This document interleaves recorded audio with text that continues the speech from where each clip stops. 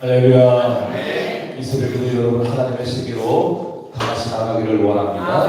적당히 부르는 은혜의 축복의 세계로 우리 다 같이 나갈 수 있게 되기를 소망합니다. 여러분 정말 그렇게 소망합니까? 하나님의 세계로 더 가까이 나가기를 원합니까? 이건 자꾸 화원이 나는 것 같은데 괜찮아요? 이게? 웅성웅거리잖아요? 괜찮아요? 뒤에 한번 조정을 좀 해보세요. 그러기 위해서 우리가 하나님의 세계에 더 가까이 나가기 위해서 먼저 하나님의 권위를 인정해야 됩니다. 아니 그게 무슨 말이에요? 예수 믿는 사람이 아니 하나님의 권위 인정하지. 안 하는 사람들이 하나님의 권위를 인정. 하나님의 권위를 인정하는 게 뭐겠어요? 말씀의 권위를 인정하는 겁니다. 말씀이 정확하게 규정을 해주는데 안 하는 게 하나님의 권위를 인정하는 겁니다. 그리고 아울러서 목회자의 권위를, 영적 권위를 인정해야 됩니다. 아멘. 왜 그래요? 하나님의 권위를 인정하는데 지금 목회자의 권위까지 인정해요. 하나님의 말씀을 네? 하나님의 말씀을 전해줍니다. 그러니까 목회자가 존경스러워서 존경해달라는 게 아니라 목회자라는 직분을 가지고 섰을 때는 하나님의 말씀을 내가 풀어서 여러분에게 전해주는 전달자 역할이고 스피커 역할이기 때문에 그래서 여러분들이 목회자를 존중해줘야 되고 그 권위를 인정해줘야 됩니다. 그래서 목회자의 권위가 바로 하나님 자신을 대변한다.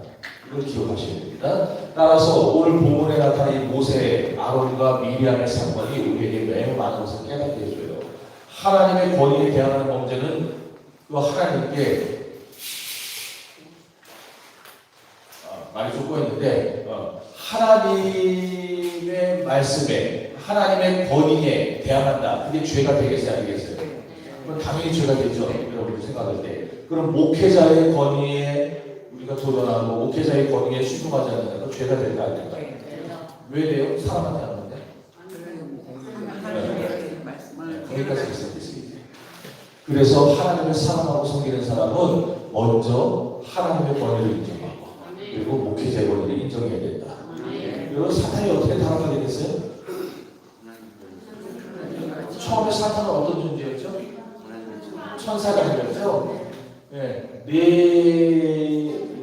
영이라고 할 수 없고 말이라고 할 수 없고 천사는 우리 같은 네 개? 좀 그런데 그냥 4명이라고 봅시다. 4명의 천사장이 있었는데 그 중에 한 명이었어요. 사탄이. 그리고 그들 중에서도 가장 높은 천사장이었어요. 하나님의 그 모든 지금거리에서 하나님의 모든 영광을 올려드리는 그 역할을 하고 있었는데 그 천사가 타락하는 바람에 사탄이 됐어요. 왜 타락했는지도 아시죠? 어느 날 가만 생각해보니까 자기가 하나님보다 못해 보이는 게 없어요. 하나님 옆에서 오랫동안 있다 보니까 지가 하나님 된 것 같은 거예요. 다 천사장들이 자기 말에 순종하고 천사들이 다 자기가 하는 말에 대한 명령에 일사불란하게 움직이고 하니까 자기가 하나님 된 것 같아요. 가만 보니까 내가 하나님보다 이거 더 날 수도 있는데 그래도 하나님 앞에 기어올랐다는 거예요. 그래서 하나님이 그 즉시로 하늘에서 내쫓습니다. 그때 마귀가 혼자 떨어진 게 아니고 자기를 따르던 추종하는 무리들을 끌고 떨어지죠. 그래서 그들이 지금 있는 곳이 어디예요? 공중에서 권세를 갖고 그리고 이 세상에는 지상에까지 역사하면서 우리와 하나님 사이를 지금 막으려고 우리가 하나님 앞에 드리는 그 기도와 그 예배와 그 헌신을 막으려고 공중에서 지금 발악을 하고 있는데 지금 마귀에게 있어서는 이 시대가 오늘날의 시대가 자기에게 얼마 남지 않은 시대라는 것을 많이 잘 압니다. 그래서 예전보다 더 강력하게 발악을 하고 있어요. 오늘날 이단 사이비가 얼마나 많습니까? 이단 사이비만 있는 게 아니라 교회라는 이름을 걸어놓고 버젓이 교회라고 붙여놓고 잘못된 가르침을 전하는 교회들이 얼마나 많습니까? 지금 마귀가 마지막 시대라는 걸 알기 때문에 할 수 있는 한 사람이라도 성필자를 찾기 위해서 지금 우는 사자처럼 돌아다니고 있다는 것을 우리가 잊지 말아야 됩니다. 자, 어쨌든 이렇게 마귀가 천사장의 신분에서 하나님께 대적하려고 했다가 그 순간 완전히 비참하게 최후의 심판을 기다리는 존재가 되고 말이죠. 그전까지는 하나님과 함께 영광을 받던 자가 이제는 하나님의 최후의 심판을 기다리는 비참한 존재가 된다는 거예요. 자, 이렇게 사탄이 타락하게 된 원인이 바로 하나님의 권위에 대한 고역이었습니다. 읽어봅시다. 이사야 14장입니다.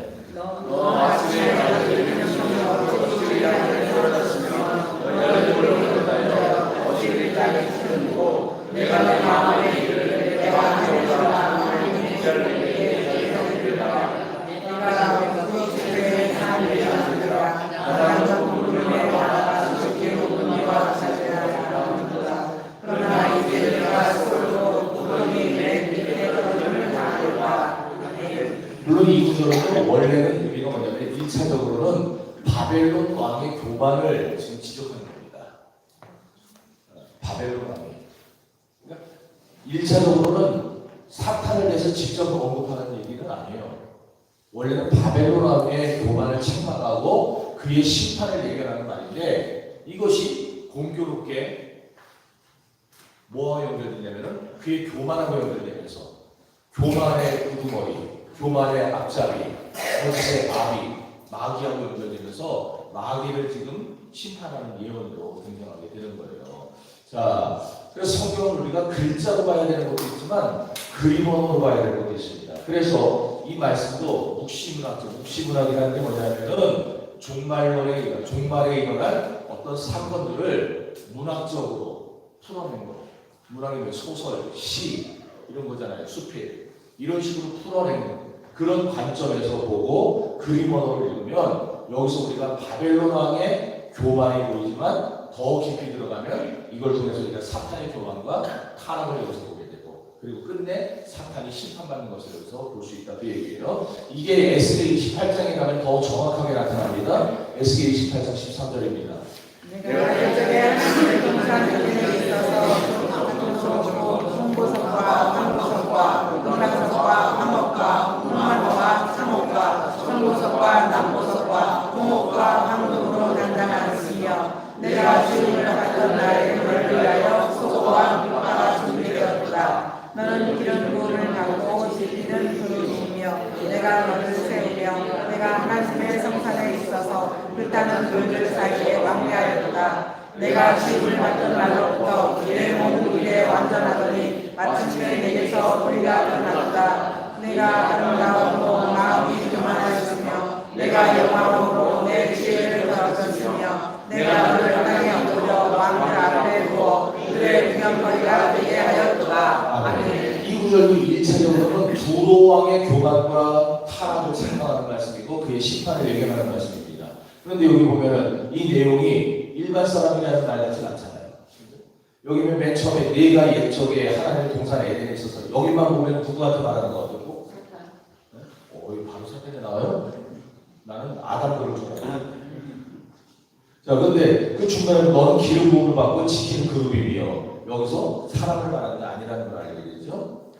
그리고 제일 중요한 거는 내가 지음을 받은 날로부터 그러니까 사탄도 어떤 존재라는 거예요? 천사도 어떤 존재? 지음받은 존재예요. 피조물이에요. 피조물. 그러니까 피조물이 하나님의 영광을 찬탈하고 하나님의 영광의 권위에 도전하고 그게 왜 죄가 되느냐? 피조물이기 때문에. 피조물의 본분은 하나님을 영화롭게 하고 영원토록 그를 즐거워하는 것인데 그 본분을 망각하고 하나님의 영광을 자기 걸로 삼으려고 되니까 그래서 그게 그의 죄가 되고 그 타락으로 인해 심판을 받게 된다 이 얘기입니다. 자, 이 사실을 이제 신약에 가면 그 밝히 보여주고 있는데 유다서 1장 6절입니다. 또 자기 죄를 지지 아니하고 자기 스스로 떠난 신앙을 그날의 심판까지 영원한 결과로 건강하였으며. 아멘. 보세요. 천사장이 자기 지위를 지키지 않고 월권을 했어요. 하나님보다 높아지려고 들었어요. 하나님의 보좌 위에 자기의 보좌를 주겠다고 지금 반역을 한 겁니다. 이렇게 사탄이 하나님께 대항해서 하나님의 권위를 침해했어요. 아담과 하와도 마찬가지였습니다. 진짜 아담과 하와가 하나님을 왕으로 모셨다면 선악과를 땅으로 수 없었어요. 정말 하나님을 왕으로 모셨다면 마귀의 유혹을 이길 수 있었습니다. 그런데 너도 하나님처럼 될 수 있다. 거기에 넘어가죠. 너도 하나님처럼 될 수 있다. 피조물이 어느 순간 하나님처럼 되고 싶다라는 생각이 들어가는 순간 그 피조물의 모든 본분과 책임과 의무를 망가뜨려버리는 거예요. 그래서 그 순간에 거기 넘어가면은 결국 우리도 마귀처럼 그게 비참한 존재가 될 수밖에 없는 겁니다. 선악과를 따먹어도 죽지 않을 것이고 눈도 하나님처럼 밝아져서 선악을 판단할 수 있게 되고 얼마든지 하나님처럼 될 수 있을 거라는 말에 속아 넘어갔어요. 바로 그 순간에 아담과 하와가 박살나버린 거 아닙니까? 여기서 우리에게 깨달아야 될 게 뭐겠어요? 하나님을 섬김에 있어서 가장 중요한 게 뭐다? 하나님의 권위를 알고 그 권위를 반드시 인정해야만 한다는 겁니다. 살면서 절대로 하나님의 권위에 도전하지 마십시오. 하나님이 받아야 될 영광을 가로채지 마십시오. 무엇을 하든지 간에 작은 일이든 큰 일이든 여러분 모든 영광은 하나님께 돌려야 됩니다. 우리는 무조건 하나님의 권위 앞에 무릎을 꿇고 항복해야 할 줄로 믿습니다. 그게 바로 주님의 주되시게 만드는 주님의 주되심 로드십 신앙입니다. 그게 바로 신본주의 신앙입니다. 우리 개혁주의가 추구하는 신앙입니다. 개혁주의 신앙에는 인간이 들어올 여력이 없어요. 모든 것은 하나님께로부터 나와서 하나님으로 말미암고 하나님께로 돌아가니라. 로마서 11장 36절 말씀입니다. 모든 것이 다 하나님께 기술입니다. 여러분 살면서 죽는 그날까지 온전히 개혁주의 신앙에 무장하셔서 하나님의 영광으로 누리며 살아갈 수 있게 되기를 바랍니다. 오신 나의 하나님 내가 주를 높이고 영원히 주의 이름을 송축하리. 일어나셔 왕이신 나의 하나님이시여 왕이신 나의 하나님 내가 주를 높이고 영원히 주의 이름을 송축하리이다.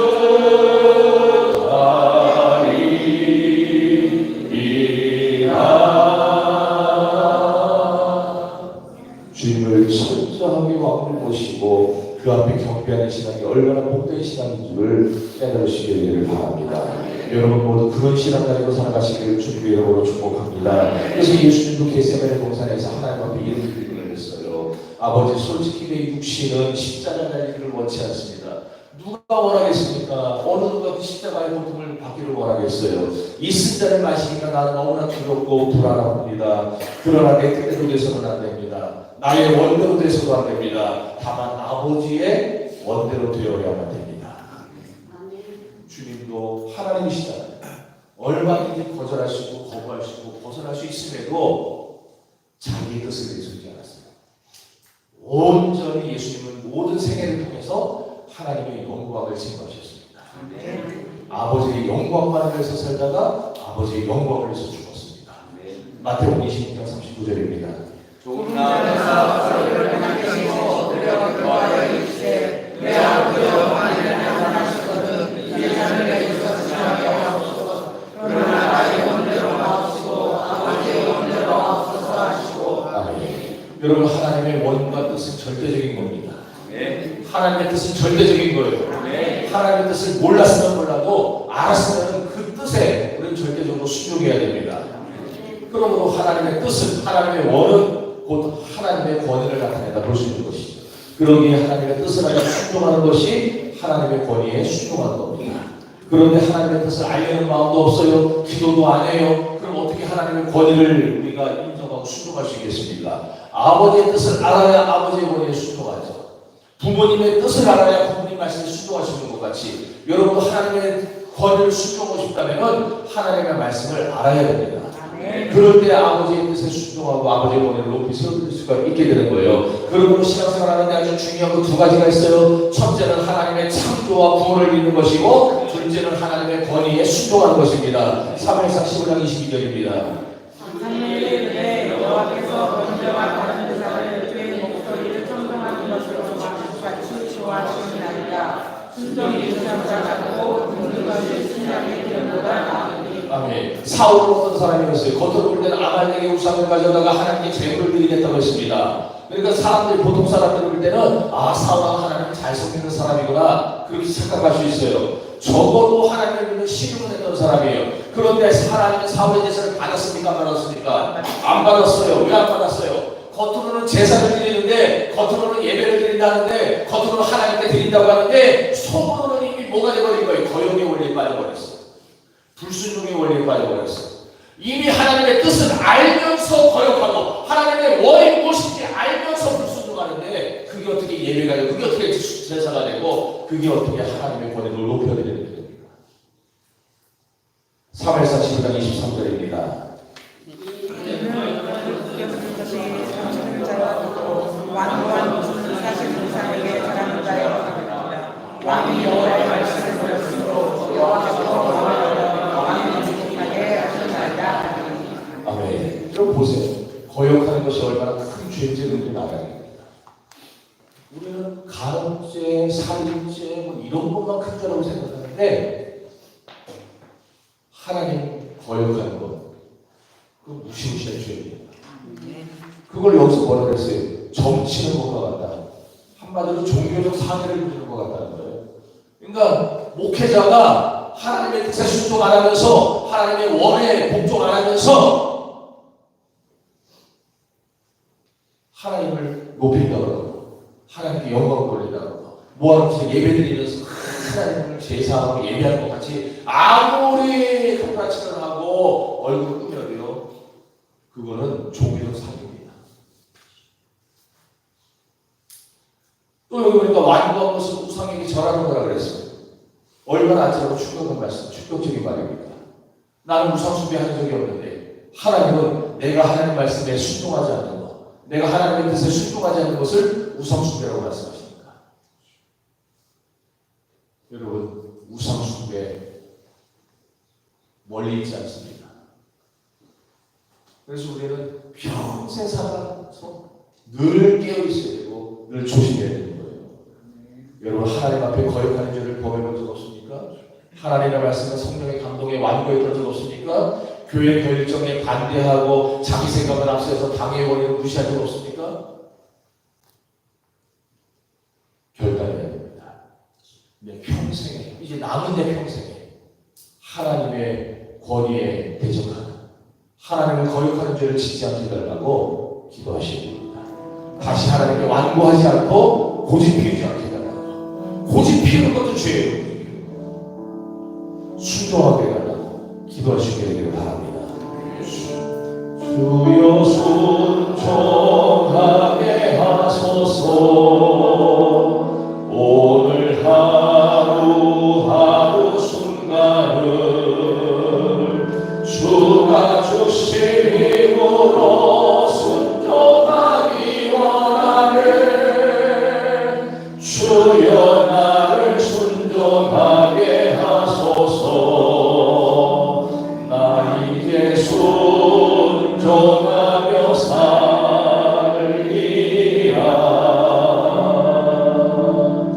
나 이제 순종하며 살리라.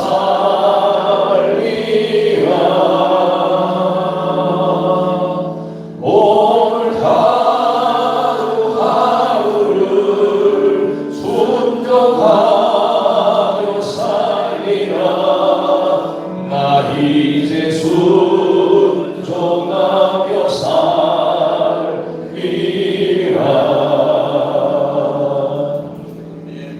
사랑하는 성도 여러분, 성령 하나님은 우리 안에 내주하시면서 우리를 언제나 하나님의 권위에 순종하도록 이끌어가세요. 아멘. 그러나 마귀는 우리로 하여금 자꾸 하나님의 권위에 도전하는 겁니다.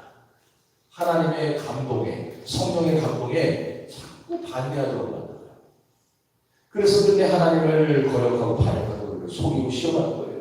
그래서 우리가 교회를 섬기고 봉사할 때도 우리는 반드시 이 원리에 서 있어야 됩니다. 어떤 원리? 하나님의 권위의 원리. 교회는 사람이 움직여가는 곳이 아니에요. 하나님이 움직여가는 곳입니다. 이스라엘 백성들은 자기들이 행진한다 생각했겠지만 하나님의 법궤가 움직일 때마다 움직였고 법궤가 섰어요. 결국 이스라엘은 하나님이 움직여가신 겁니다. 마찬가지로 오늘날 교회도 하나님이 움직여가십니다.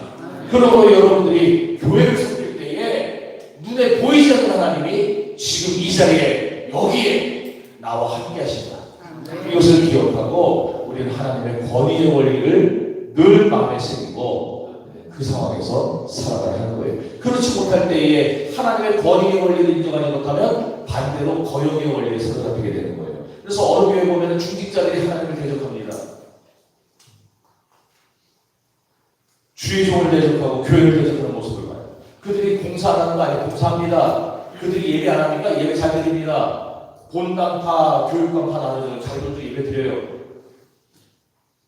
그러잖아요. 그들도 나름대로 열심히 일을 해요. 세상에 나가서 일해갖고 그거 버리고 가지고 시대적으로 함부로 가요. 그런데 교회에서 서로 죽였듯이 미워하고 싸우고 하나님의 권위에 도전하고. 왜 그래요? 그 교회에 사탄의 거역의 원리가 사로잡고 있었어요. 그래서 일하면서 미워하고 일하면서 미워하고 주일하면서 서로 시기하고 질투하고 그냥 죽일 듯이 잡아버리고 갖가지 불평과 원망을 해가면서 일어납니다. 그러면 하나님의 영광을 받지 못하시는 거예요. 오히려 그럴 때 사탄이 속으로 쾌재를 부릅니다. 한국 교회를 보면서 지금 마귀가 얼마나 쾌재를 부르겠겠어요. 조금만 뭐 하면 쩍하면 달아지고 쩍하면 찢어지고. 여러분 우리는 성령이 하나님이 하시는 것을 힘써 지켜야 됩니다. 주의 종과 성도들이 싸움을 만들면 안 되고 장로와 장로가 싸우고 목사와 장로가 싸우고 그런 교회가 되면 안 돼요. 이게 전부 사탄의 원리에 거역의 원리에 사로잡혀 살아가는 그런 교회 모습입니다. 오늘 목회자도 중직자도 그리고 여기 있는 모든 평신도들도 하나님의 원리로 살아야지 사탄의 거역의 원리에 사로잡혀 안 되는 줄 믿습니다. 아무리 새벽 예배 많이 해봐요. 아무리 수요일이 잘하고 금요일이 잘하고 주일에 잘 드려봐요. 그렇게 봉사자라는 것을 보여도 그 마음속에 하나님의 권위의 원리를 인정하지 않는 거예요. 사탄의 거역의 원리에 사로잡혀가지고 중요한 순간에 혈기 부릅니다. 중요한 순간에 화를 냅니다. 중요한 순간에 서로 팔을 나눠서 싸우게 됩니다. 여러분 팔은 쪽파 대파만 알면 되지 그 외에 파는 알 필요도 없어요. 교회에서. 목사파 무슨 파 만들지 마세요. 여러분은 꼭 파가 있어야 된다면은 여러분이 교회는 전부 다 하나님 파가 돼야 됩니다. 그러므로 성도 여러분 반드시 하나님의 권위의 원리를 따라 사시기를 바랍니다. 여기 중직자들도 그래요. 목회자는 말할 거 없고 중직자들은 철저하게 하나님의 권위의 원리에 사로잡혀 살아야 됩니다. 그 원리에 입각해서 교회를 섬기고 그 원리에 입각해서 성도를 섬겨야 돼요. 사탄의 원리는 거역을 바로 밟아버리셔야 됩니다. 쳐다보고도 말아요. 그래서 옛날에 가슴을 중에 그런 걸 써요. 주님과 담대히 나아가 원수를 완전히 밟아 이겼으니 기억 없이 안 나요? 몰라요? 도대체가 뭘 하십니까 그러면? 사명자들은 그렇게 살아야 된다. 마귀가 속이고 마귀가 와서 그냥 너도 하나님처럼 될 수 있어 하는데 예 사탄아 불러가라. 하나님만 높이셔야 돼요. 그래야 우리 교회에 경쟁력은 다툼이 없습니다. 왜? 우리는 다 목사부터 모든 평신도와 애들까지 하나님의 순종의 원리, 하나님의 권위의 원리에 사로잡혀 있으니까 마귀가 그걸 통역한 거예요. 그런데 우리 교회에 마귀의 거역의 원리가 자리를 잡는다 생각해 보세요. 그때부터 교회가 지옥이 됩니다. 교회 나오기도 싫고 저희가 꼴도 보기 싫고 그렇게 된 거예요. 여러분 하나님의 권위와 질서 안에서 하나님을 섬기며 봉사하시기 바랍니다. 여기 중요한 사실이 하나 있어요. 뭐냐? 첫째로 하나님은 당신의 권위를 어디를 통해서 나타내시느냐? 교회를 통해서 나타내신다. 하나님의 권위는 무엇을 통해 나타나요? 교회를 통해서. 왜 그런 교회를 통해서 하나님의 권위를 나타내야 할까요? 지금 이렇게 천천히 자꾸 얘기하는 이유가 있겠죠? 왜 하나님이 교회를 통해 하나님의 권위를 나타내려 할까요? 네? 그렇죠. 교회는 그리스도의 몸이기 때문에. 그래서 교회를 통해서. 그러니까 교회는 예수를 떠나서는 교회로 존재할 수가 없는 겁니다. 예수를 떠나서는 하나님께 영광을 돌릴 수가 없는 거예요. 그래서 우리는 살아도 예수고 죽어도 예수입니다. 우리는 어디를 찔러도 예수가 나와야 돼요. 우리는 무의식에서도 예수가 나와야 돼요. 믿습니까? 예수 그리스도의 왕 되심을 우리는 인정해야 되고 그 왕권 앞에 절대적으로 부복해야 되는 거예요.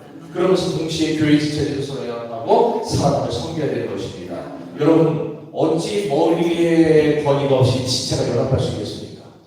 여러분이 머리가 없는데 몸이 따라가겠어요? 머리가 있으니까 따라가는 것이죠. 어찌 머리에 생명과 위험이 없이 지체가 연합할 수 있겠냐고요. 머리의 생명과 위험을 인정할 때 그것이 우리의 머리라고 인정할 때 지체가 연합되고 하나 될 수 있고 머리의 명령에 따라서 손도 움직이고 발도 움직이고 앉기도 하고 서기도 하고 그렇게 될 수 있는 거예요. 근데 오늘날 다수는 교회들 보십시오. 전 머리 되시는 주님의 왕권을 인정하지 않아요. 지들이가 왕입니다. 목사가 왕이고 장로가 왕이고 집사가 왕이고 권사가 왕이고 다 자기들이 왕이에요. 오늘날 우리 교회는 그런 모습에 물들면 안 돼요. 이 마지막 시대에 하나님이 찾으시는 하나의 교회가 되어야 됩니다.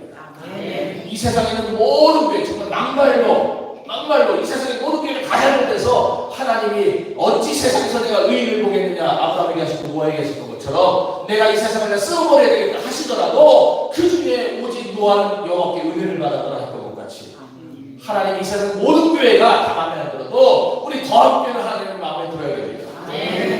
하나님의 왕되심을 인정하시기 바랍니다. 기득권 싸움하지 마세요. 파워게임 하지 마세요. 내가 힘이 있다, 내가 교회 몇 년 됐다 그러고 싸우지 말고 오직 우리는 어린아이부터 노인이기까지 하나님의 머리됨을 인정해야 될 줄로 믿습니다. 그래요. 그러면서 우리가 서로 하나 되고 연합하고 그리고 우리 교회의 표 서로 사랑하는 섬기는 교회를 이뤄야 할 것입니다. 예수 우리 왕이여 이곳에 오소서 보좌로 주여 임하사 찬양을 가주소서 주님을 찬양하오니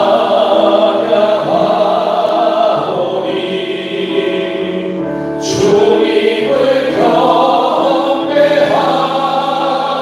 경배하오니 왕이신 예수여 오셔서 좌정하사 다스리소서.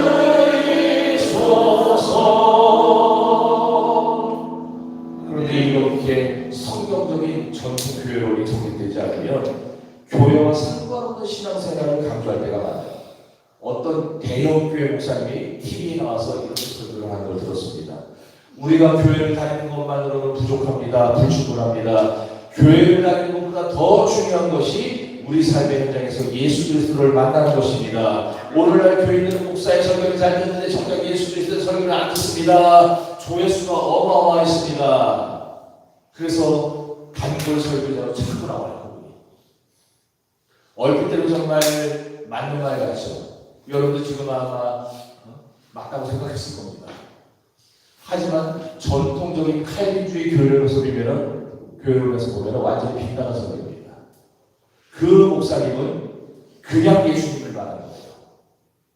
근데 아까 왜 하나님이 당신의 권위를 누구를 통해 나타낸다고 했어요?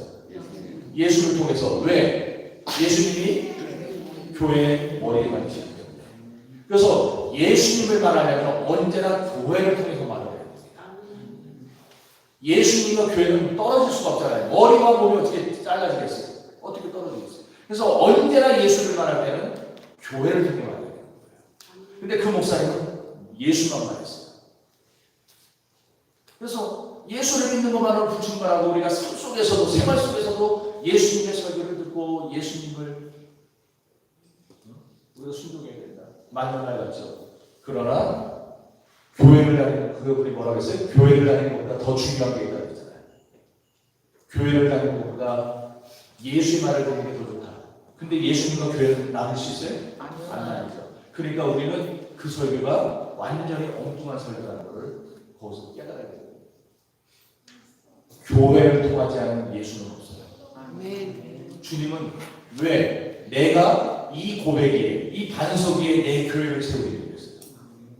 주님과 교회는 나눠지지 않습니다. 그래서 우리는 언제나 예수님을 높이고 예수님의 영광을 노리려면 교회를 통해서 해요. 그게 전통적인 개혁주의 교회론입니다. 그래서 내가 살면서 절대적으로 예수님의 왕되심을 인정하는 사람은 교회를 공격하지 않아요. 예수님의 주되심을 인정하는 사람은 교회의 거룩성을 손대지 않습니다. 교회는 조그만 교회도, 개척교회도, 판자로 지은 교회도, 어저께 오다 보니까 어디에 뭐더라? 컨테이너죠, 옆에 있는 거. 컨테이너 갖다 놓고 거기다 교회를 붙여놓은 것도 있더라고요. 컨테이너 교회고 그곳에 그리스도가 임재하시고 그래서 삼위 하나님의 이름으로 예배가 드려지고 성례가 진행이 된다는 거예요. 그건 교회입니다. 그 교회의 영광이 있는 거예요. 여러분은 큰 교회 목사 말이라면 다 맞는 거 같고 작은 교회 목사 말이라면 안 맞는 거 같죠? 주의하셔야 됩니다. 그래서 조그만 교회라도 교회이기 때문에 우리는 교회를 존중합니다. 아껴야 됩니다. 큰 교회는 좋고 작은 교회는 보잘것없고가 아니고 모든 교회는 그리스도의 몸이기 때문에 우리는 교회를 높여야 됩니다. 그러니까 여러분들 바른 교회를 가는 게 제일 중요한 거예요. 오늘날 그런 설교가 CTV, C3TV, 그냥 북TV, 뭐 북뉴스, 뭐 CBS 틀려나와요, 그런 설교들이. 제가 죽겠어요. 그러고 얘기하는 여러분들은 자꾸 저다고 그런 사람들 까다고 그러고. 이거 까는 게 아니에요. 바른 개혁주의 신앙이 뭔지를 가르치는 그런 것이죠. 심각하게 얘기하면요. 청중들은 그 설교를 듣고 갈채를 했지만 그 설교는 하나님의 권위를 거역하는 설교입니다. 왜? 교회를 제쳐놓는 거예요. 자기 주장만 하는 거죠. 근데 이런 걸 분별할 수 있는 지각이 오늘의 현대교회들에게 너무 부족해요. 그래 안타까워요. 여러분 언제나 하나님 당신의 권위를 무엇을 통해서? 교회를 통해서. 그럼 교회를 여러분은 어떻게 해야 되겠어요? 지금보다 교회를 더 사랑해야 돼요. 교회를 더 아껴야 돼요. 교회의 영광과 거룩을 해치는 일은 목에 칼이 들어와도 하면 안 되는 거예요. 두 번째로 우리가 알아야 될 사실은 하나님께서 왕 대신 예수 그리스도의 권위를 교회만이 아니라 누구를 통해서도 나타내게 하시느냐? 사람을 통해서도 나타내게 하세요. 그래서 하나님은 교회 안에 당신의 영적인 질서를 교회 안에 이 시기에 심어놨습니다. 그 영적인 질서가 사람을 통해서 발휘되도록 사람을 통해 나타나도록 하셨어요. 왜냐? 그것이 하나님의 권위의 원리이자 당신의 몸된 교회를 질서 있게 이끌어가기 위하여는 하나님의 의도이기 때문에. 그래서 성경에 보면 목회자를 그리스도의 사신이라고 불렀어요. 그리스도의 종이라고 불렀습니다. 간혹가다가 요새는 많이 없어졌는데 와서 대표님이라는 분들 중에 저를 가리켜서 주의 종을 이렇게 표현하는 분들이 있어요. 저는 하나님 종이 여러분 종 아니에요. 여러분이 저를 주의 종이라고 그렇게 말하면 안 돼요. 제가 저 스스로 말할 때, 내가 황 목사를 말할 때 주의 종을 불쌍히 여기 있어서 주의 종에게 은혜를 베푸소서 하는 것이지 여러분은 제3자 입장에서 저를 주의 종으로 표현하면 안 돼요. 어떻게 표현해야 됩니까? 설교 때 주님의 말씀을 대언하는 자잖아요. 그러니까 하나님의 말씀을 전하는 사자라든지 아니면 우리 담임 목사님이라든지 그렇게 표현해야 돼요. 주의 종은 내가 나한테 해야지. 아셨죠? 네. 그래서 목회자가 그리스도의 종이고 그리스도의 사실이에요. 고린도서 5장 20절.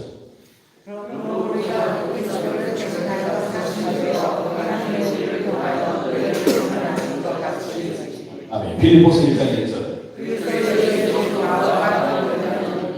아멘.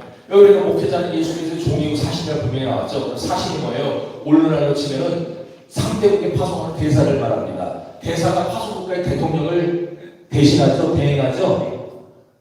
그래서 우리가 국제법상 그 나라와 문제가 생겼을 때 그 나라의 대사를 초치한다고 그러잖아요. 부르잖아요. 불러가지고 항의하죠. 왜 이렇게 하는 거예요? 일본이 독도 가지고 지냈다가 자꾸 지랄할 때 우리나라에서 부르잖아요. 대통령이 들어오라고 대사를. 왜 그딴 식으로 합니까? 대사한테 막 뭐라 그래요. 그래 일본 대사는 그러죠. 아 내가 하는 저쪽에서 그건 대사 자격이 없는 놈이에요. 대사는 파송받을 때 이미 그 나라 대통령이나 수상에게 우리나라의 모든 것을 그 나라에 살 수 있는 모든 권한을 너에게 위임한다고 줘서 보낸 사람이에요. 그러니까 대사가 그렇게 말하는 건 자격이 없는 대사예요. 거기에 대해서 분명하게 답을 해줘야 되지. 여러분도 하나님의 대사입니다. 그리고 목사도 하나님의 대사로 여러분에게 부름받았습니다. 그러므로 여러분들이 저를 볼 때 어떻게 봐야 돼요? 저를 볼 때 하나님을 보는 것처럼 하셔야 돼요. 하나님을 보는 것처럼. 안 맞아요. 제가 그래서 첫 시간에 했나요? 조용기 목사님 이제 순복음교회 교인들 내가 참 딴거 몰라도 그거 하나 얘기했잖아요. 뭐 했죠? 조용기 목사님이 신방을 갔을 때요. 순복음교회 교인들은 현관 앞에 또는 그냥 단독주택 대문 앞에 이따만하게 써붙인대요.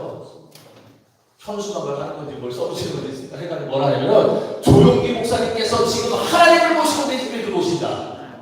그렇게 써붙인대요.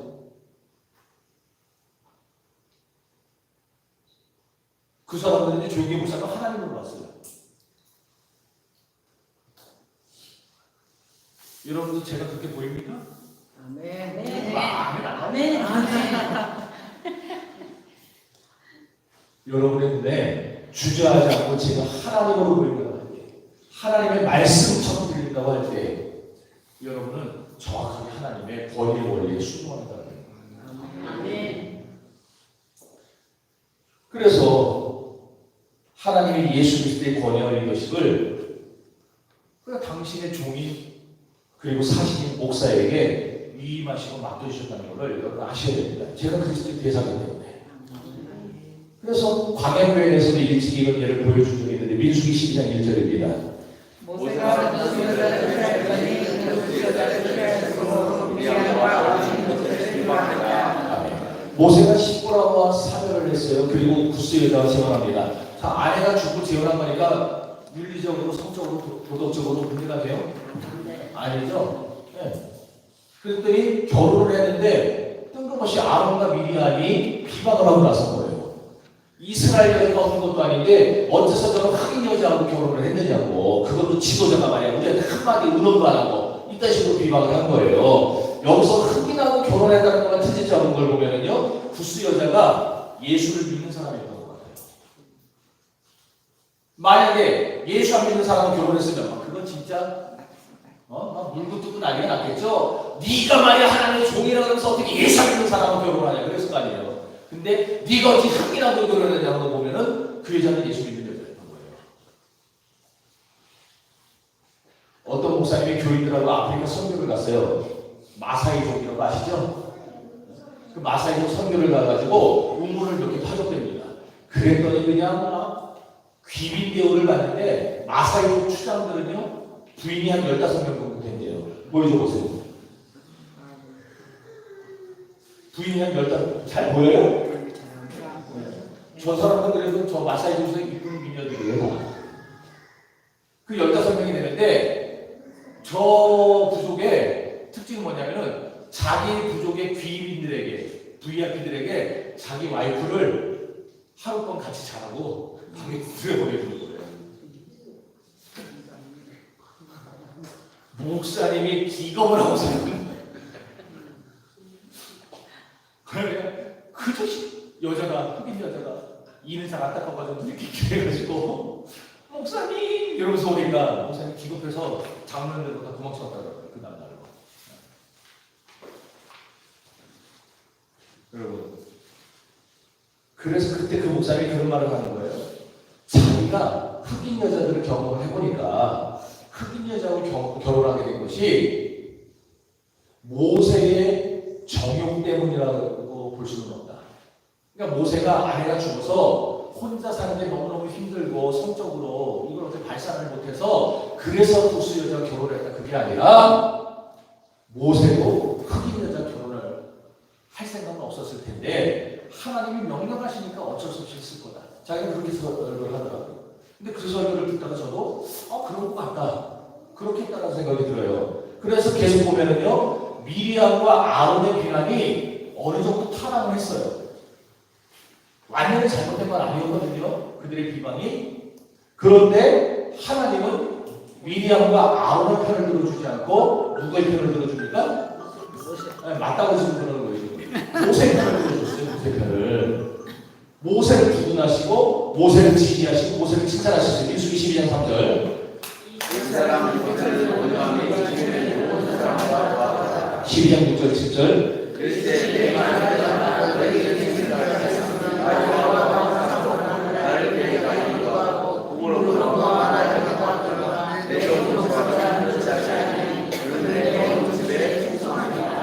이렇게 모세를 칭찬하고 두둔해 주시는 걸 끝나지 않고 그 다음에 어떻게 하느냐, 모세를 비방했던 아론과 미리암을 하나없이 사정없이 징계를 해버립니다. 그래서 미리암은 문둥병에 걸려서 집 밖으로 쫓겨나는 수고를 겪게 돼요. 사실 아론도 이 문둥병에 걸려야 돼요, 말아야 돼요? 걸려야 됩니다. 그런데 하나님이 아론은 문둥병에 걸리지 않게 하셨어요. 왜 그랬습니까? 제사를 드려야 되기 때문에. 하나님 앞에 제사를, 백성들의 제사를 대신 드려야 되는데 아론 없이 어떻게 제사를 드릴 거예요? 그러니까 아론은 유예를 해준 거예요. 죄가 없는 게 아니라 아론은 그 직분 때문에 유예를 해준 거예요. 아론이 문둥병 걸리면 이스라엘 모든 민족이 부정해지기 때문에. 그래서 미리암과 문둥병에 걸리게 하시는데 12장 9절입니다.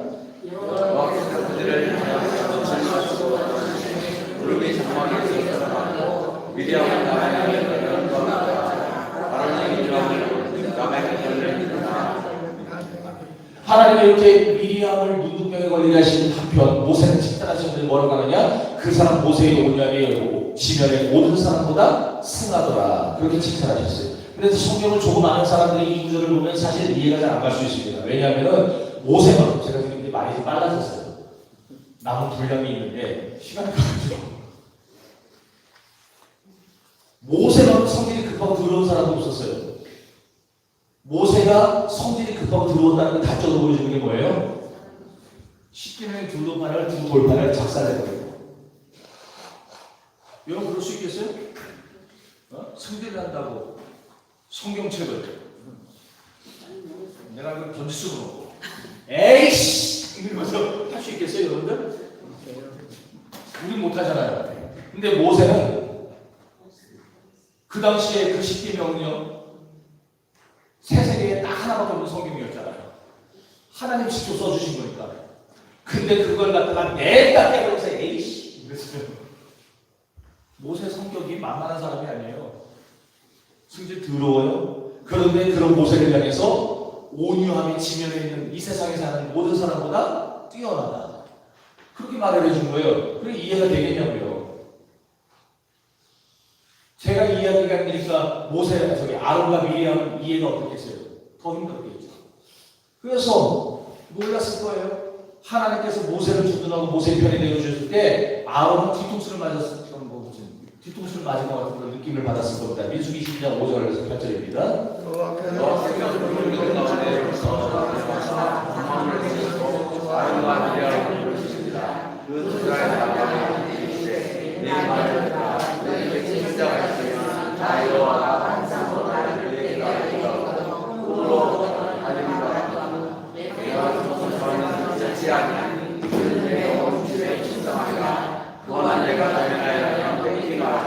은밀한 말로 하지 그는 또 여호와의 손을 너희가 어찌하여 내정 모세에 그리워하지 않느냐. 아멘. 이게 무슨 말이에요? 아론 그리고 미리암 좋다. 맞아. 너희가 선지자인 건 맞는 말이야. 그래서 내가 너희에게 가끔가다 환상도 알려주고 너희에게 나의 뜻을 알려주기도 하고 나의 꿈을 통해서 너희에게 내가 무엇을 원하는지 가르쳐주기도 해. 그러나 내정 모세는 너희가 차원이 달라. 너희가 차원이 완전히 달라. 나는 꿈이나 환상으로 모세에게 말하지 않고 얼굴과 얼굴을 대면해서 말해.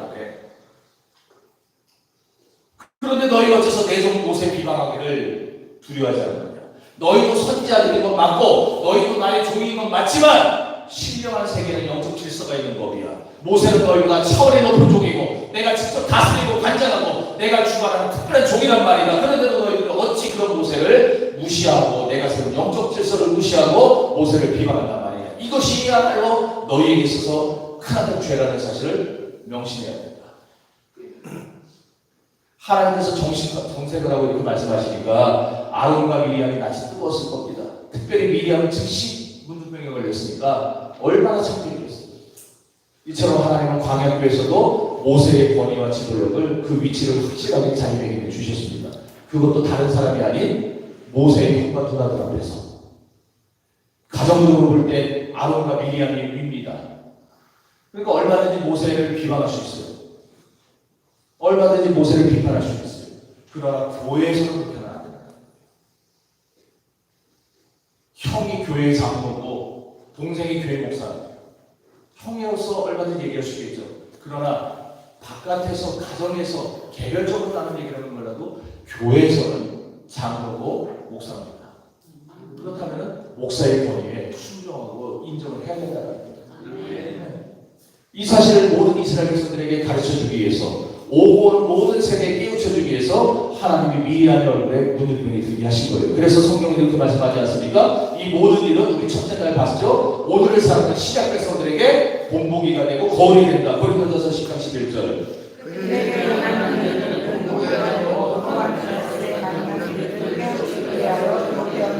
아멘. 그러므로 여러분도 신앙생활 하시면서 하나님이 세우신 영적 권위를 인정하시기 바랍니다. 영적 질서를 따르시기 바랍니다. 특별히 세우신 주의적인 권위를 인정하시기 바랍니다. 담임 목사는 말할 것도 없고 이제 전도사님 오실 텐데 전도사님의 권위도 인정하시기를 바랍니다. 제가 많은 목사님들 면접을 봤는데 성경을 어제 얘기했죠?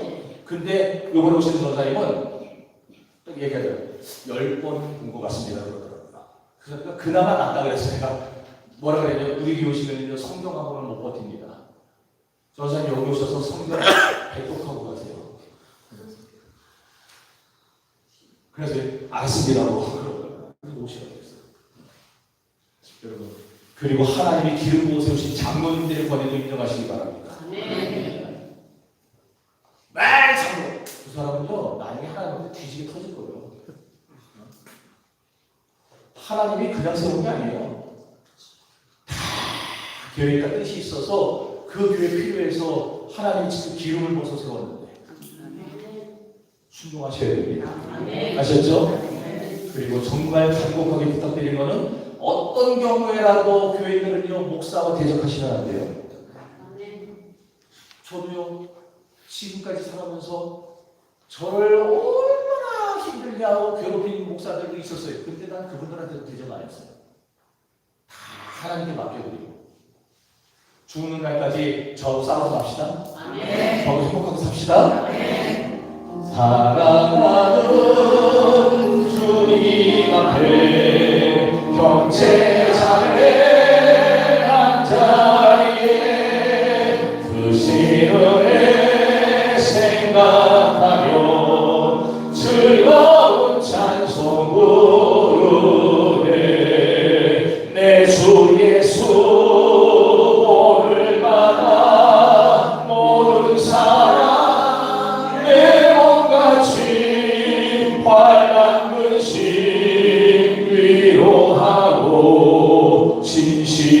진심으로 사랑하세. 그러면 모세는 도대체 왜 구스 여자와 결혼을 했던 걸까? 이에 대해 굉장히 경쟁한 토론들이 벌어졌었는데 요즘에 설득력을 얻어가는 주장은 뭐냐? 아까도 얘기했지만 모세가 구스 여자와 결혼하고 싶어 한 게 아니라 하나님이 모세로 결혼하고 지시를 하시기 때문에 어쩔 수 없이 순종을 했다. 이렇게 지금 이 견해가 설득력을 얻어갑니다. 이게 바로 하나님 보시기에 온유했다는 거예요. 자기의 생각은 A인데 하나님은 B를 말해요. 그러니까 자기 생각을 누르고 하나님의 뜻에 순종하는 그 모습을 보면서 모세가 이 세상에 있는 모든 사람보다 온유함이 뛰어나다. 그렇게 말씀을 하신다는 거예요. 또 모세는 아론과 미리암이 비방할 때도 일체 변명을 안 했어요. 하나님께 기도만 했어요. 그러면 왜 하나님이 모세도 구스 여자들을 결혼하고 했느냐? 시작에서 이방인의 선교와 그 다음에 이방인의 구원을 보여주기 위해서입니다. 구약시대 때는 이스라엘에서만 성민인 이스라엘에서만 구원받는다 생각했어요. 그런데 신약시대 들어오면서 성령이 임하시고 나서 어떻게 됩니까? 모든 이방인에게 구원의 길이 열렸습니다. 그것을 예표적으로 보여주기 위해서 구스 여자를 택해서 결혼하라. 또 그리고 예수 그리스도에서 모든 인류가 하나의 가족 공동체가 올 것을 예표적으로 보여주기 위해서 우리는요 지금은 서로 성이 다르고 이름도 다르고 산도도 다르지만 저쪽 교회에 있는 사람, 미국에 있는 사람 다 다르지만 천국 가게 되면 다 하나의 가족 공동체가 될 겁니다. 그 가족 공동체 천상교회의 모습을 보여주기 위해서 하나님이 모세에게 구스 여자를 결혼하라 명령하시고 그래서 모세가 순종하니까 그걸 보면서 모세의 온유함이 참 심하다. 모세가 온유했다 그렇게 한 겁니다. 저도 성경 계속 묵상하면서 이 주장이 옳은 것 같다는 생각을 하게 됐어요. 왜냐? 아론과 미리암이 모세를 비방할 때를 떠올려보세요. 그래서 뭐라고 비방했습니까? 여호와께서 너하고만 말씀하시느냐? 여호와께서 우리하고도 말씀하시지 않았느냐? 민수기 12장 2절입니다. 그들이 여호와께서 너하고만 말씀하시느냐? 우리와도 말씀하시지 않느냐? 여호와께서 이 말씀을 하셨다. 무슨 말입니까? 하나님이 정말 구스 여자와 결혼하고 너에게 지시하지 그런가 하셨다면 하나님이 우리에게 응답하셨을 거 아니냐 이 말이에요. 그런데 우리한테 하나님 말씀하신 적이 없어. 그러니 내 말은 거짓말이야. 이렇게 나오는 거예요. 하나님이 너에게 말씀을 나에게도 말씀하셨겠지. 여러분 교인들 그거 많이 그런 거에 빠집니다. 하나님이 목사님에게 그렇게 말씀을 주셨으면 나한테도 그렇게 응답하실 텐데 목회자를 통해서 얘기한 거는요 하나님의 뜻으로 가야 됩니다. 근데 모세는 그 말 들을 때 대꾸를 안 해요. 아론과 미리암이 뭐라고 비방을 해도요 그냥 묵묵부답이에요. 그러니까 하나님이 답답해서 하나님이 직접 모세의 편을 들고 나서는 겁니다. 물론 그렇지 않을 수도 있어요. 그러나 분명하고 중요한 사실은 모세 안에는 하나님의 권위와 은혜가 머물렀다는 겁니다. 아니 더 분명한 것은 하나님께서 아론과 미리암 앞에서 나아가 모든 이스라엘 백성들이 보는 앞에서 모세의 권위를 세우셨다는 사실이에요. 그리고 당신의 선막 앞에서 선막이 뭡니까? 하나님의 임재가 임하는 곳이잖아요. 하나님의 영광이 임하는 곳이잖아요. 그곳에서 모세를 비방했던 아론과 미리암을 책망하셨다는 거예요. 그래서 미리암은 당장 공동병에서 7일 동안 이스라엘 진밖에 쫓겨나가지고 이스라엘은 행적을 멈추고 그 다음에 행진을 멈출 수밖에 없었어요. 민수기 12장 14절입니다. 여호와께서 모세에게 이르시되 내 아론과 미리암을 지키시고 그가 이 동안 불러오지 않았느냐 그런즉 그들 밖에 이 동안 하고 이에 미리암이 주장 밖에 여동안 갇혀 있었고 백성은 그를 다시 불러오게 하기까지 행진하지 아니하다가 아멘. 미리암이 그러니까 모세가 하나님의 선지자가 되어서 죽게 할 불의적이 나오기 시작합니다. 그리고 중보자가 돼서 미리암을 위해 기도하는데 12장 13절입니다.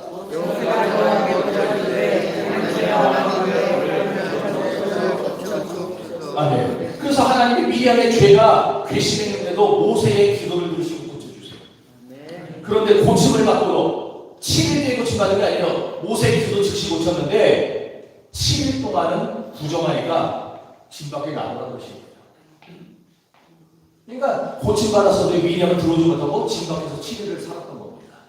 그 결과 미리암의 사건을 통해서 이스라엘에서도 확실히 깨닫게 된 겁니다. 우리가 전받고 이르는 가나안 땅에 들어가기까지 우리는 절대적으로 모세의 권위를 인정해야 되겠구나. 모세의 지도에게 순응해야 되겠구나. 무슨 일이 있어도 주의 종을 비방하지 않고 험담하지 말아야 되겠구나. 우리는 모세를 존경하며 모세의 권위와 지도를 따라야 되겠구나. 백성들은 이 사실을 깊이 깨닫고 명심하고 명심했을 겁니다. 여러분 이것은 오늘날도 마찬가지입니다. 우리가 정말 하나님의 은혜의 세계, 믿음의 세계, 축복의 세계에서 전받고 이르는 그런 은혜를 누리고 살기 위해서는 말이죠. 정말 미안하고 죄송한 말씀을 다시 한번 말씀드립니다. 여러분 절대로 살면서 저하고 부딪히지 마십시오. 저하고 대적을 지지 마십시오. 그리스도 안에서 하나님을 대하는 황 목사의 권위를 인정해 주시기 바랍니다. 그 일수 안에서 이 황 목사의 리더십에 순응하시기 바랍니다. 사실 저희 집에서는요, 저 어머니 다 돌아가시고 아버지 돌아가셨으니까 장모님이 제일 어른이에요. 저희 장모님 집안이 제일 어른이잖아요. 저한테 얼마든지 이래라 저래라 할 수 있어요. 근데 공적으로 교회에서는 저한테 이래라 저래라 못합니다. 저희 장모님은 저를 만나면 항상 존댓말을 쓰십니다. 목사님 기도해 주세요. 목사님 오셨어요. 86 먹으신 분이 저 보면 항상 목사님 이리 앉으세요. 이리 앉으세요. 그래서 저희 안에는 말할 것도 없고, 여러분 우리 장로님들도 안수 집사님들도 그리고 권사님들 모든 교인들도 마찬가지입니다. 하나님이 저에게 영적 리더십을 주시고 이 교회를 맡겨주셨습니다. 그럼 여러분 저와 여러분은 3년 동안 저의 영적 권위를 인정하고 저희 리더십을 따라주시고 여러분 그럴 수 있어요. 오늘 참 잡고 저 설교하는구나. 아니 순서대로 나가는 거잖아요 지금. 나는 너무 감사하다니까. 평소에는 여러분이 무지하게 오해할 텐데 지금 순서대로 나가고 있는 거기 때문에 그게 여러분이 저의 권위를 인정해 주는 게 하나님의 권위의 원리에 순종하는 것이고 하나님의 세계, 적각으로 이루는 축복의 세계에서 주인공이 되는 비결입니다. 주인공 되어야 될 거 아니에요. 엑스트라 되지 마세요. 주인공 되시기 바랍니다. 그러므로 여러분들 교회 생활하면서 저와 부딪히지만 안 하고 여러분들 하나님의 축복의 세계에서 살아가게 될 것입니다. 그 세계는 적각으로 이루는 땅입니다. 모든 응답이 있는 것입니다. 기적이 있는 것입니다. 축복이 열리는 세계입니다. 여러분들 모든 축복의 세계에서 살아가게 되기를 주의 이름으로 축원합니다. 우리 역사를 보면서 서로 인사합시다. 특구분이 이제부터 망하기를 빌었네요. 무슨 줄 몰라요? 특구분이 이제부터 망하기를 빌었네요. 이제부터 망하기를 빌었네요. 할렐루야. 이 원리는 우리 교인들뿐만 아니라 하늘교회 성도들이 다 알아야 되는 그런 영적인 권위의 원리입니다. 이 원리를 할 때 한국교회가 바로 설 수 있어요. 여러분 절대 오해하지 마세요. 제가 목사니까 여러분을 막 그냥 겁박하고 제 소나기 주고 흔들려고 하는 게 아니고 싸우는 교회 보고 다투는 교회를 보면 알잖아. 그렇게 정의를 말해요. 그렇게 갱신을 말해요. 한국 교회가 썩었다고 뭐가 우리 교회가 썩었다고 우리 목사가 썩었다고 해요. 그럼 자기들은 안 썩은 모습을 보여줘야 될 거 아니에요. 자기들도 썩은 모습 그대로 너가 썩었다는 거 아니에요. 그런 교회들이 어떻게 돼요? 다 찌그러져요. 과거에는 10,000명, 20,000명, 30,000명 나왔어요. 지금 쫙쫙 쪼그러지고 있어요. 그리고 그 사람들 얼굴을 보면은요, 완전히 일그러져 있어요. 교회를 다니면서 얼굴 화장, 우리 김수모 장님 얼굴 얼마나 좀 화내요. 아멘.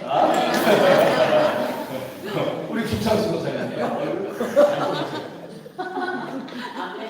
근데 다른 사람이 이거 안 해준다고 시험 들지 다 그래. 얼굴 흔들어 얼마나 좋습니까? 이게 싸우는 게 보세요. 웃어요? 웃어요. 그냥 인상이 딱 벌써부터 찌그러져가지고 그 얼굴이 무슨 얼굴이에요? 그게 마귀 얼굴이에요. 그러므로 성도가 살고 교회가 살기 위해서는 여러분이 잘 되기 위해서 가르쳐드리는 거예요. 하나님의 권위 인정합시다. 아멘. 그리고 하나님이 대사로 보내시고 하나님이 종으로 세우신 목회자의 권위를 인정합시다. 아멘. 이것을 아론이 뒤늦게 깨닫고 이렇게 고백하고 있어요. 민수기 12장 11절입니다. 아론이 모세에게 주소서다. 내 주여 우리가 어디서 우리를 하여 우리를 지었나 성함의 등거리 우리에게 내리옵소서. 그가 살이 가냐 서 목표로부터 죽어서 나온 자가 지지 않게 하소서. 아멘. 조금 전까지는 너만 목회자면 너만 선지자냐 그러고 하나님 너만 말씀하시냐 그러더니 이제는 내 주여. 아론이 모세의 권위를 인정해요. 그리고 자기의 행동이 미리암과 자기의 행동이 죄였다는 걸 깨달아요. 그리고 천사로 하나님 앞에 엎드립니다. 오늘 여러분 어떤 사람입니까? 아론과 미리암처럼 사탄의 거역의 원리가 잠시라도 여러분의 마음을 사로잡은 적은 없었습니까? 지금 여러분은 모세처럼 하나님의 영적 권위의 원리, 순종과 온유의 원리에 마음이 사로잡혀 있습니까? 여러분 후자인 줄로 믿습니다. 여러분 모두가 하나님의 종을 인간적으로만 보지 마세요. 저만이 아니고 모든 주의 종들을, 그리고 여러분들은 장로님들도 그렇게 보셔야 됩니다. 믿습니까? 저나 여러분이랑 똑같은 인간이에요. 장로님들이나 여러분이랑 똑같은 인간입니다.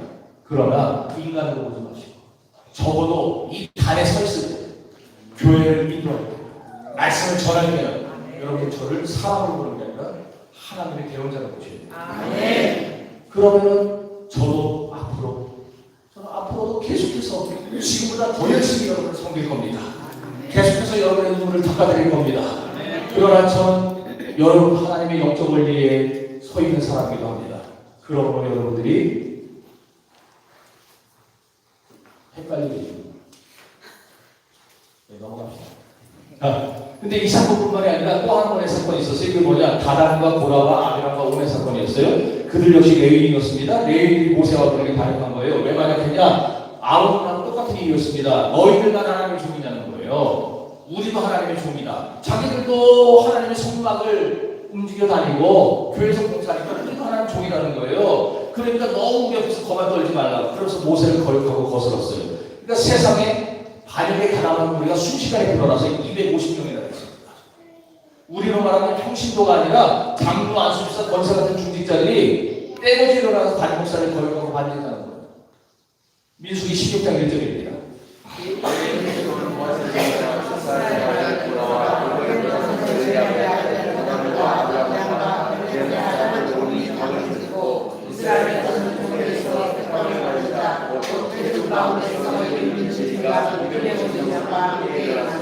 모세를 거스르라. 그들이 모여서 모세와 아론을 거스러 그들에게 이르되 너희가 모세의 전과 그들이 나아가다가 거룩하고 여호와께서 그들에게 이르시되 너희가 그들에게 여호와의 너희에게 스스로이니라. 그러니까 처음에 모세가 좋은 말로 타이러요. 지금껏 하나님과 가까이 하고 성막에서 봉사 잘해놓고 어째서 이제 와가지고 너희가 레위인이 너희들이 나를 거역하느냐 권면해요. 그렇습니다. 오늘날 레위인 중직자들이 담임 목사를 이해해주고 도와주고 편들어주고 세워줘야 됩니다. 그런데 그들이 이런 권면을 꿈쩍하지 않는 거예요. 절대로 모세의 지도력과 권위에 따르지 않겠다고 결심을 합니다. 뭐라고까지 하느냐 해서 적과 꼬리를 갈아타고 안 들어가요. 심지어 무슨 말까지 하느냐, 자기들이 온갖 이적과 기사들이 겨우겨우 캡출했던 그 지긋지긋한 애국을 뭐라고 부르냐면은 그 땅이야말로 진짜 적과 꼬리 흐르는 땅이다. 정신 나간 거 아니에요? 그러면서 모세의 권위를 도전하고 공격했어요. 읽어봅시다. 민수기 26장 10절. 하나님이 너와 함께 모든 문제에 있어서 너와 함께 가까이 오게 하셨으니 너희가 오셔서 하나님을 구하라. 이를 위하여 너와 너희 우리가 다 오셔서 너와 하셨습니다. 아론이 너희가 사람에게 너희가 그를 원하느냐. 모세가 너희를 하나님과 바라보며 서로를 보냈더니 그들이 이르되 우리는 우리가 바라보니까 우리가 너희를 청소하기를 달려서 왕의 생수가 아니고 기사하는 일에 오히려 스스로 우리 위에 영광을 하리라. 이뿐 아니라 내가 우리를 적과 우리를 당하는 것을 위하고 맛도 포도도 우리 인격으로 듣지 아니하니 내가 이 사람들의 입을 빼느냐 우리는 혼란하지 아니하니까. 모세가 시기하여 여호와께 여짜오되 주는 그들의 허물을 돌아보옵소서. 나는 그들의 약한 말로 따르지 아니하였고 그들에게 한 사람도 따르지 아니하였다 하고. 가나안 땅에 가지 않겠다는 거예요. 애굽이 가나안 땅이라는 거예요. 적과 꼬리 흐르는 땅이라는 거예요. 왜 그런 말하고 왜 그런 짓을 했습니까? 그들이 사탄의 거역의 원리에 사로잡혀서 그래요. 그래서 모세가 이제는 좋은 말을 공면하지 않고 대국민 다 말하는 겁니다. 고라당과 상종하지 말아라. 즉시 그들의 상관에서 떠나라. 너희는 저들의 불평에 가담하지 말아라. 경고합니다. 모든 백성들에게. 왜? 이제 곧 하나님이 저들을 심판하실 거니까. 가담하지 말아라. 그들과 어영영 어울리다가 고백으로 넘어가지 말고 고라당으로 당장 떠나라고 하니까 백성들이 그 말에 순종해서 고라당을 떠나기 시작했어요. 민수기 16장 26절입니다. 모세가 새벽에 일어나는데 이 아이들을 청소하시라고 그들의 입을 아무것도 만들지 말라. 그들의 모든 죄에서 너희로 변명하였다 여호와가 우리와 너와 아이를 청소하사 바람과 아이는 그들의 제사와 유아들과 함께 와서 자기가 당신을 쳤습니다. 아멘. 보세요. 곧 하나님의 심판이 임할 텐데 그것도 모르고 당당하게 자기들의 장막문 앞에 나와서 떠나는 사람들 보고 비우고 있어요. 지금 얼마나 불쌍합니까? 하나님의 심판이 임박했는데 그걸 깨닫지 못하고. 어쨌든 모세가 말을 마치자마자 고라 땅에 서 있던 땅바닥이 갈라졌습니다. 지진이 일어났어요. 그래서 고라와 다단과 아비람과 오행에 속한 모든 사람과 제사산을 처자식들까지도 다 삼켜버리고 말았습니다. 뿐만 아니라 고라 땅에 가담했던 250명의 족장들, 그들도 여호와의 불에 삼킴을 당하고 말았어요. 민수기 16장 31절입니다. 그가 이 모든 말을 마치자마자 그들의 젖은 땅바닥이 갈라지니 땅이 이르러 그와 그의 집과 고라의 모든 사람과 그의 재물을 삼키매 그와 그의 모든 재물이 산채로 쏠려가며 땅이 그에게 되더니 그들의 이름과 정화하며 그 주위에 있는 온 이스라엘이 그들의 듣는 듣고 말하되 땅이 나도 조상하게 하고 여호와께서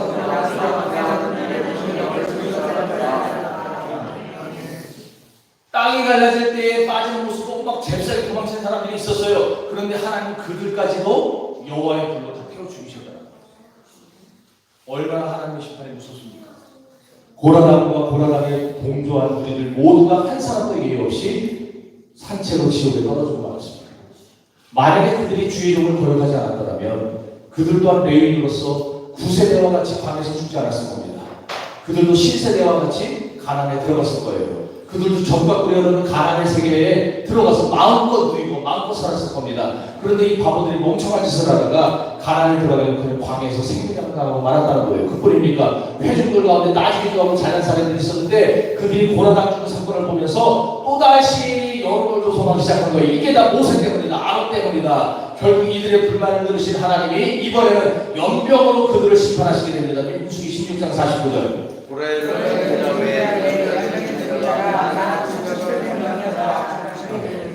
고라당의 사건에 죽은 자는 250명이었지만 이번에 연병으로 죽은 자는 14,700명이에요. 하나님이 보실 때에 영적인 권위의 원리가 얼마나 중요했으면 이렇게까지 하나님이 진노하시고 징계해서라도 그 영적 권위의 원리를 가르쳐주려고 하셨던 걸까요? 그렇다면 그 시대에만 가르쳐주려고 했던 걸까요? 오늘 우리 시대에도 하나님은 영적 권리가 얼마나 중요한지를 보여주고 싶으신 겁니다. 그래서 이제 모세에게 또 다른 명령을 내립니다. 각 지파의 대표들에게 지팡이 하나씩 갖고 오게 해라. 그리고 지파에다가 대표자들의 이름을 써라. 하나님은 언약궤 앞에 돌아 명령하셨어요. 물론 네 지파의 대표자는 아론의 이름을 썼습니다. 그런데 그 12지팡이 다음 날 들어가 보니까 오직 아론의 지팡이만 싹이 나오고요. 10배가 나왔습니다. 민수기 17장 8절입니다.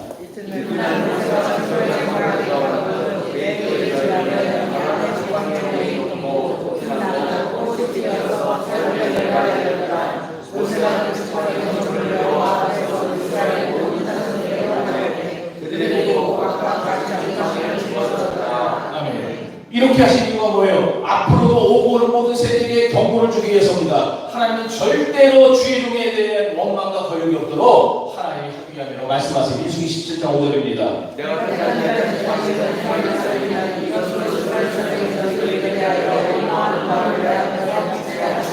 아멘. 그런데 하나님은 다른 지팡이는 다 가져가게 되는데 아론의 쌍난 지팡이는 도로 가져다가 언약궤 앞에다 돌아 명령합니다. 왜입니까? 이게 징표가 되어가지고 표징이 되어서 두 번 다시 모세에 대한 원망과 불평을 하지 못하도록, 그 모세에 대해서 원망과 불평하다 헛되이 죽지 않도록 하기 위해서입니다. 다시는 주의 종에게 원망하고 거역하지 않기 위해서, 또다시 저주를 당하거나 죽임을 당하지 않게 교훈하기 위해서라는 거예요. 민수기 17장 10절입니다.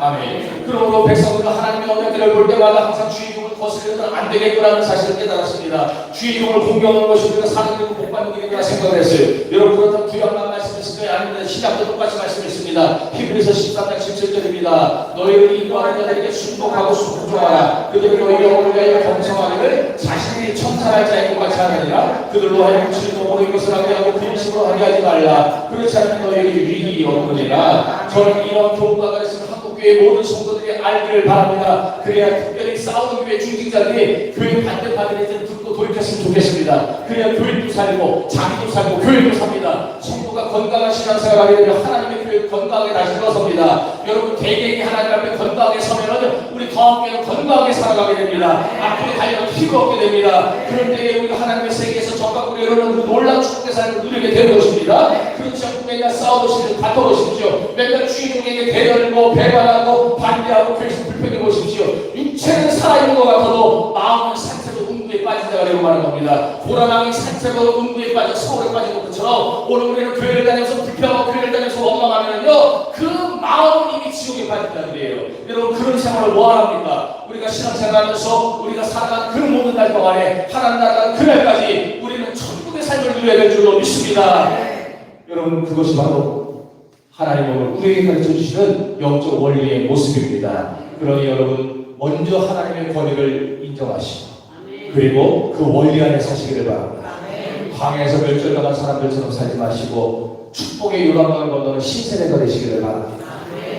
그리고 하나님의 세계, 그 젖밥을 이루는 신비로운 세계에서 언제나 행복한 생활을 하고 승리하는 생활을 하기를 주의 이름으로 축원합니다. 승승장구하기를 바랍니다. 통통하기를 바랍니다. 이 성산에 올라온 여러분들 모두가 다 이런 축복의 주인공들이 되어나가시기를 주의 이름으로 축원합니다.